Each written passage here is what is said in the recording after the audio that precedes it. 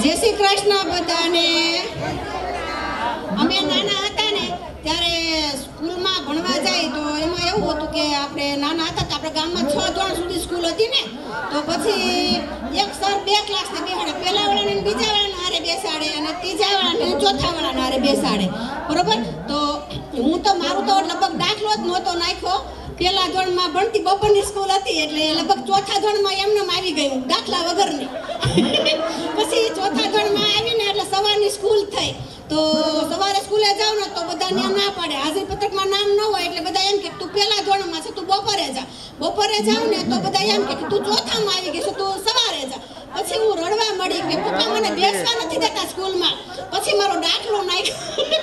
હું ચોથા ધોરણ સુધી વગર પરીક્ષાએ ભણી ગઈ, અને પછી જે ત્યાં એક પીપર હતી અને 2-3 લીમડા હતા સ્કૂલમાં, તો અમે ખૂબ રમતા અને બહુ તોફાન કરતા। અને જ્યારે વ્રત હોય ને ત્યારે જાગરણ હોય ને ત્યારે ગાગળ દુકાન હોય ને બોર્ડ બંધ હોય ને એમાં ગારા લગાવી દે બોર્ડમાંથી કે કોઈ હોય ને। અને પછી છેલ્લે મારા લગ્ન થવાના હતા ને, મારી સગાઈ પછી અખંડ 11નું 4 છોકરીનું વ્રત હતું, તો 12 વાગ્યા સુધી બધા કરાવે, પછી ચારે એમને રૂમમાં પૂરી દે, 4 છોકરીઓને, અને ચારેને પૂરી દે પછી અમને સોપાઈટ આપે કે તમે સવાર સુધી રમો ને પાણીની ગાગર ભરી દે।